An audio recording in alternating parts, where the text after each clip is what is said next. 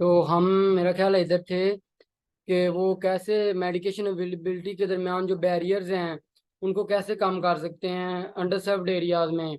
जैसा कि आप सबको पता है कि विलेजेस में जो हैं वो फिजिशियन भी कम होंगे, उनको जो है दूर शहरों में जो है अर्बन एरियाज में जाना पड़ेगा अपनी डिजीज को क्योर करने में।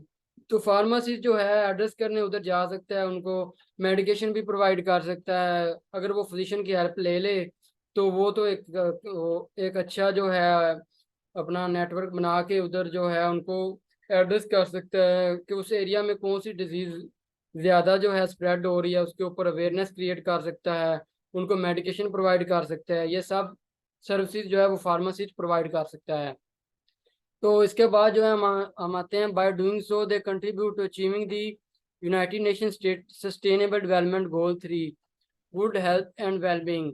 ये यूनाइटेड नेशन का जो है गोल है कि सस्टेनेबल डेवलपमेंट जो है, ये जो फॉरेन कंट्रीज में हैं उनमें हेल्थ और वेलबींग पे ऊपर जो है ना वो काफ़ी फोकस किया जाता है, और उसके ऊपर जो है ईयरली काफ़ी इसके ऊपर पोस्ट भी लगाई जाती है कि अगर हेल्थ ही ठीक नहीं होगी एक नेशन की तो वो कैसे जो है आगे जो है कर सकते हैं, एक्सेल कैसे कर सकते हैं आप फील्ड में, या कैसे दूसरी नेशंस के से आगे निकल सकते हैं। तो हेल्थ और वेलबींग जो है ना ये मेजर एक टॉपिक टू डिस्कस या टॉपिक टू कंसीडर है in foreign countries like USA, UK. इनमें जो है ना हेल्थ और वेलबींग के ऊपर, हमारे यहाँ तो जो है अगर पेशेंट कोई बीमार होता है तो उसे डॉक्टर के पास ले जाया जाता है, उससे मेडिसिन प्रोवाइड की जाती है। हालांकि अगर हम थोड़ा सा पीछे चले जाएं, अगर वो पेशेंट की डाइट फ्रेम को सेट सेट उसने रखा होता तो क्या उसे वो डिजीज जो जिससे वो उसे डिजीज हुई है क्या वो होती अगर उसकी डाइट जो है उसमें जो है कुछ मॉडिफिकेशन की जाती। लेकिन हमारे यहाँ इतनी अवेयरनेस नहीं है, हमारे यहाँ एड्रेस नहीं किया जाता। यहाँ पर काफ़ी फैक्टर्स आ जाते हैं, फिजिशियंस की या हेल्थ केयर सेक्टर्स की कमी आ जाती है। तो ये सब चीज़ें जो हैं ये कंसीडर जो हैं करनी पड़ती हैं, और फॉरेन कंट्रीज इनको वेल कंसीडर कर रहे हैं। हमारे यहाँ भी इंशाल्लाह इन दी कमिंग जो हैं टाइम इनके ऊपर जो हैं डॉक्टर्स, फिजिशियंस या हेल्थ केयर प्रोफेशनल जो हैं वो इनके ऊपर जो हैं हो रहे हैं, खुद को जो है मूव कर रहे हैं। क्योंकि मेडिकेशन के एज जो होल नाउ जो फार्मेसी स्टूडेंट्स हैं या जो किसी भी मेडिकल के फील्ड में पढ़ रहे हैं या पढ़ चुके हैं उनको पता है कि हर मेडिसिन का साइड इफ़ेक्ट होता है। तो अगर हम नेचुरल डाइट रखें और हम जो हैं पेशेंट को पता हो कि मैं क्या खा रहा हूँ और उसका क्या बेनिफिट हैं, कार्ब्स क्या होते हैं, प्रोटीन क्या होते हैं, और कैसे एंटीबायोटिक्स कैसे वर्क करती हैं, अगर उनको इन चीज़ों के बारे में हल्का हल्का भी पता हो तो वो मेजर क्रोनिक जो है जिसके बारे में आपको पहले बताया था, क्रोनिक डिजीजेज जो है उनको होने के चांसेस कम होंगे। यहाँ पर तो जो है आप सबको पता है कि हेल्थ केयर सिस्टम जो है वो भी उसको एडवांस होने की ज़रूरत है। तो ये सब चीज़ें जो हैं बताने का मकसद ये है कि फार्मासिस्ट जो है वो कैसे हेल्प कर सकता है हेल्थ केयर प्रोफेशनल सेटिंग में जो कि ग्लोबल हैं। यानी कि वो not only Pakistan but other countries में भी अपनी सर्विसेज कैसे प्रोवाइड कर सकता है। तो ये सब चीज़ें आ जाती हैं। इसके बाद जो हैं हम आते हैं, ये हो गया, ख़त्म हो गया। इसमें मैं आपको एक कंक्लूजन देता हूँ कि आज की वेबिनार का मकसद क्या था। आज का वेबिनार का मकसद ये था कि फार्मासिस्ट अगर कोई है या अगर फिजिशियन है या मेडिकल के शोबे से कोई भी तल्लक रखने वाला अगर स्टूडेंट है या ग्रेजुएट है तो उसे चाहिए कि वो सिर्फ जॉब की तरफ ना भागे, वो अपनी स्किल्स को इन्हेंस करके थ्रू टाइम अपने कंट्री में तो प्रोवाइड करे ही अपनी सर्विसेज, लेकिन वो ग्लोबल सिस्टम पे भी प्रोवाइड करने की कोशिश करे। इससे जो है कंट्री का जो जो कंट्री की भी हेल्प होगी, और उसको भी जो है बाकी डेवलप कंट्रीज के साथ compete करने का मौका मिलेगा। क्योंकि अगर हेल्थी जो है वो उस पे ऊपर काफ़ी कॉस्ट भी होती है हमारी खर्च, लेकिन गवर्नमेंट सेक्टर में तो खास तौर पर जो है वो इतनी केयर नहीं की जाती। वहाँ वहाँ पर तो जो है आपको पता है कि डॉक्टर ही काम होते हैं, तो फार्मासिस्ट यहाँ पर अपना जो है रोल प्ले कर सकता है। अगर अगर आप क्लिनिकल साइड पे जाना चाहें तो वहाँ पर आप जो है न्यू ड्रग डिस्कवरी जो हैं वो उनके ऊपर सर्च करके वो कर सकते हैं। जो एंटीबायोटिक रेजिस्टेंस जो आजकल आम हो रही है, तो उनके ऊपर जो है वर्क कर सकते हैं, ये सब चीज़ें आ जाती हैं। तो मैं आपको एक कंट्री का इधर बता देता हूँ कि उसकी हेल्थ केयर सेटिंग में कैसी हैं। तो मेरा रिसेंट एक्सपीरियंस रहा था किर्गिस्तान का। तो वहाँ पर मैंने नोटिस किया कि हेल्थ हेल्थ केयर सिस्टम जो है ना वो काफ़ी हल्की सी स्ट्रिक्टनेस भी है उसके अंदर, और उसको ना प्रॉपरली मैनेज किया हुआ है। तो वहाँ पर तो फार्मेसी से ओटीसी लेने लेते टाइम भी जो है ना वो काफ़ी जो है एक स्टिकनेस बैरियर जो है वो होता है, थोड़ा सा लगता है। इधर तो जो है सरेआम दी जा रहे होते हैं, एंटीबायोटिक भी दी जा रहे होते हैं। कोई जानने वाला अगर है या अगर उसको थोड़ा बहुता पता है तो वो बन जाता है, डॉक्टर बन जाता है और उसको जो है मेडिसिन लिख के दे जाता है, जिसके ओवरऑल जिसके जो है over the time long term उसके ऊपर उसकी हेल्थ के ऊपर जो है इफेक्ट होते हैं। तो ये सब चीज़ें आती हैं। तो फार्मासिस्ट का मकसद ये है कि जो वो है ना प्रिस्क्रिप्शन मेडिकल ओटीसी को प्रोवाइड करने के साथ साथ वो अपनी रिसर्च और डेवलपमेंट के ऊपर भी फोकस करे, और अपनी R&D स्किल्स को भी इन्हेंस करे। तो ये सब चीज़ें थी मेरे आज के वेबिनार के जो हैं फैक्ट टॉपिक्स से। आई होप कि आप सबको समझ आ गए होंगे। अगर किसी का यहाँ तक कोई भी क्वेश्चन है, कोई भी क्वेरी है, तो वो पूछ सकते हैं, चैट बॉक्स में पूछ सकते हैं या क्वेश्चन आंसर सेशन में पूछ सकते हैं। अगर इस टॉपिक के रिलेटेड या हेल्थ के टॉपिक किसी और के रिलेटेड कोई क्वेश्चन है तो वो भी पूछ सकते हैं, कंसल्ट कर सकते हैं ईमेल वगैरह पे।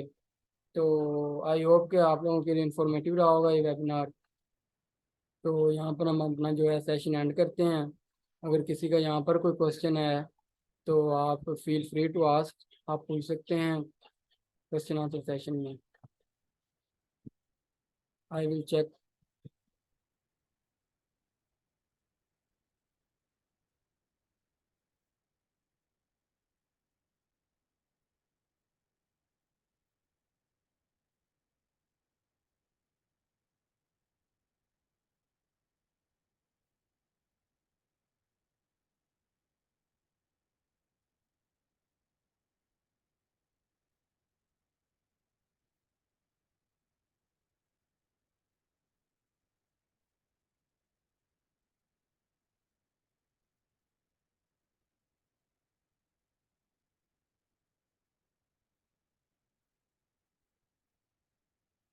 अच्छा, ये एक पार्टिसिपेंट ने पूछा है कि फार्म डी के बाद कौन सी कंट्री बेस्ट है। देखिए, आपने अगर फार्म डी की डिग्री जो है वो आपने obtain कर ली है, आपने फार्म डी की डिग्री आपके पास है, तो आप जो हैं काफ़ी कंट्रीज जो हैं उनको फार्मासिस्ट की ज़रूरत है। मैं आपको सजेस्ट करूंगा, कनाडा को आजकल की बहुत ज़रूरत है फार्मासिस्ट की, और उनको जो है वो अच्छी सैलरीज भी दे रहे हैं। लेकिन आपको पता होगा, स्टडी के थ्रू आपको पता चला होगा कि हर कंट्री का अपना टेस्ट होता है। तो वो टेस्ट क्लियर करके आप जो है अपना जो है सेटिंग्स हैं फार्मेसी की जो सेटिंग्स हैं वो कंट्री फॉरेन कंट्रीज में प्रोवाइड कर सकते हैं। कनाडा की एग्जांपल ले लें या ऑस्ट्रेलिया की एग्जांपल ले लें, ये अच्छी कंट्रीज हैं फार्मासिस्ट के लिए। एटलीस्ट यहाँ पर फार्मासिस्ट को उनकी जो रिस्पॉन्सिबिलिटीज हैं या उनकी जो जो उनका एक है ना हेल्थ केयर सिस्टम के अंदर जो उनकी रिकॉग्निशन है वो उनको मिल जाती है एक अच्छी सैलरी के साथ। तो जो पाकिस्तान में तो आपको मेरा ख्याल है नहीं मिलेगी। पाकिस्तान में तो आप क्या कर सकते हैं, आप जो रिटेल फार्मेसी के ऊपर काम कर सकते हैं। रिटेल फार्मेसी में तो आप मेडिकेशन को डिस्पेंस कर सकते हैं। जो फिजिशियन का जो आपके पास प्रिस्क्रिप्शन आएंगी वो आप उनकी मेडिकेशन को प्रोवाइड कर सकते हैं। इसके अलावा जो है सैलरी भी आपको जिस तरह जो है महंगाई बढ़ गई है, सैलरी भी आपको इतनी खास नहीं मिलती। तो ये सब चीज़ें जो हैं मैं आपको सजेस्ट करूँगा कि आप जो है ना अपनी स्टडी करें डिफरेंट कंट्रीज़ की, कि वो क्या क्या सर्विसेज प्रोवाइड कर रही हैं, क्या क्या रिक्वायरमेंट्स हैं उनकी। तो आप बेहतर जो है अपने लिए इस तरह ना आप बेहतर अपने लिए जो है सिलेक्ट कंट्री को सिलेक्ट करने में आप जो है ना कर सकते हैं। तो ये सब चीज़ें आ जाती हैं। अगर किसी का और कोई क्वेश्चन है तो पूछ लें।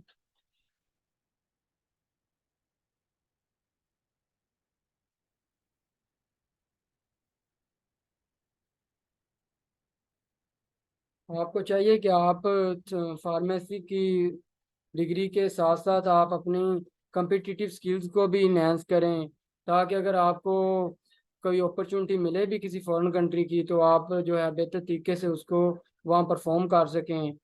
क्योंकि सबको पता है कि फॉरेन कंट्रीज जो हैं वो उनका वर्क जो है वो जो है प्रॉपर ऑर्गेनाइज सिस्टम के थ्रू लेते हैं, उसमें जो है सिफारिश वगैरह या ये काम ही चलती हैं। तो आपके पास स्किल्स अगर होंगी तो आपको जो है कोई भी जो है वो ले सकता है, हायर कर सकता है। तो मैं कहीं पे पढ़ा था कि अगर आपके पास कोई भी यूनिक स्किल है या एक्सपर्टीज है तो आपको मार्केट में वैल्यू मिलेगी ही मिलेगी। एक बंदे का अच्छा सीजीपी है 3.5 से अबव है, लेकिन उसके पास कोई स्किल नहीं है, वो क्या करेगा? 9 to 5 करेगा अपनी डिग्री के बाद, और क्या कर सकता है अगर उसके पास स्किल नहीं है? अब जिसके पास स्किल होगी और उसका सीजीपीए 3 से अबव भी है तो वो कहीं ना कहीं खुद को जो है कहीं ना कहीं एडजस्ट कर ही लेगा अपनी स्किल्स के थ्रू। तो ये सब चीज़ें होती हैं। आप अपनी स्टडी के साथ साथ उनके ऊपर भी फोकस करें, लेकिन स्टडी को अपना प्राइमरी फोकस रखें, इसको अपनी प्रायोरिटी रखें, और इसको जो है एज एक्स्ट्रा करिकुलर एक्टिविटी समझ लें, या जो है इसको आप जो हैं पार्ट टाइम या इस तरह जो हैं इन चीज़ों के ऊपर भी फोकस करें। तो आई होप कि मीटिंग आपके लिए इंफॉर्मेटिव रही होगी। तो क्वेश्चन तो एक ही आया था, इसके अलावा तो कोई क्वेश्चन नहीं है मेरे ख्याल में।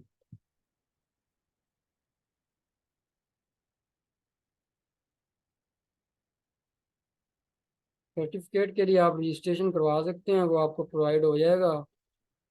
तो इन वेबिनार का बेसिकली मकसद यही होता है कि आप अपनी एजुकेशन के साथ साथ कैसे पार्टिकुलर टॉपिक्स के ऊपर जो है अपनी ग्रिप हासिल कर सकते हैं, जो आपको इन द लॉन्ग टर्म जो है आपकी हेल्प कर सकता है। तो आई होप इंफॉर्मेटिव रही होगी। यहाँ पर हम अपनी मीटिंग एंड करते हैं। तो I will meet you in the next session इंशाल्लाह। जज़ाकल्लाह।